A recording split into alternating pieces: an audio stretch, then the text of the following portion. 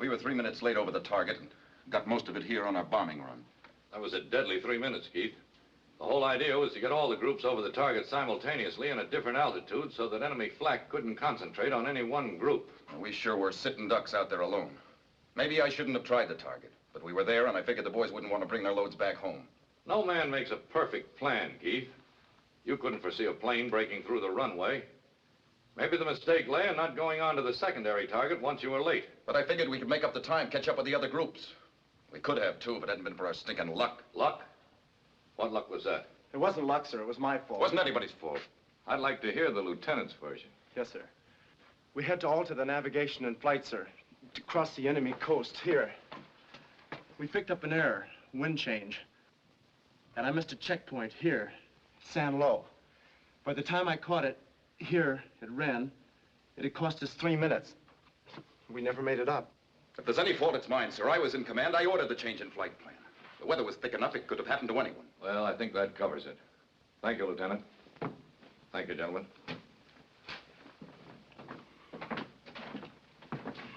Zimmy. Yes, sir. It's okay. Don't worry about a thing.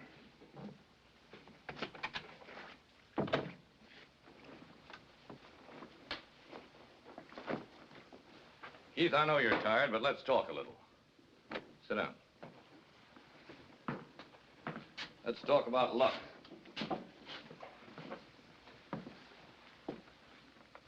A pretty critical 3 minutes, Keith.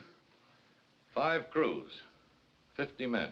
Do you think I don't know? I know you do. Whose fault was it, Keith? I told you, sir, primarily it was mine. Were you flying? Yes, sir. Do you fly and navigate too, or do you rely on your navigator? You have to rely on your navigator, but after all... Then it was the lieutenant's fault. He missed the checkpoint, but it could have happened to anyone. I know, and I allow he feels as rotten about it as any of us do. More so, maybe. But what happens now, Keith? I don't understand you, sir. We're talking about luck. I don't believe in it. I believe that to some degree a man makes his own luck. Yours has been pretty bad down here, and it's getting worse, not better. Maybe the navigator's in point. He blew it. What are you going to do about it? General, I don't believe in chopping off heads because of one mistake. Well, I just don't think that's any way to run a group. I feel sorry for the boy, Keith. But what are the men in your group going to be thinking about the next mission he navigates? That he messed up the San Nazaire mission.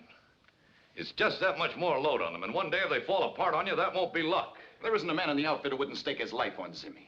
General, if it was anyone else but him, he's got 2 strikes against him to begin with. You don't realize, sir, that boy's got a persecution complex. He wants to fly every mission, trying to live down the fact that his parents were mixed up in the German-American Bund. He screened Zimmy plenty before he ever got overseas. That's what's riding him now. Keith, good navigators is the one thing we're not short of. If you decide that you ought to relieve this boy, I'll give you a good replacement. You might as well ask me to stand him up against the wall and shoot him in the back. No, I won't do it, sir. I just can't do it to him. I won't.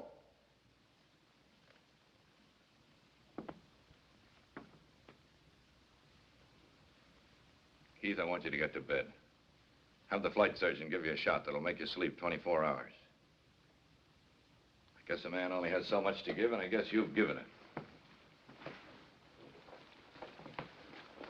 Effective now, you are relieved of this command, and you will report to me for duty at Bomber Command. I'll send someone down to take over here. Good night, Keith. Good night, sir.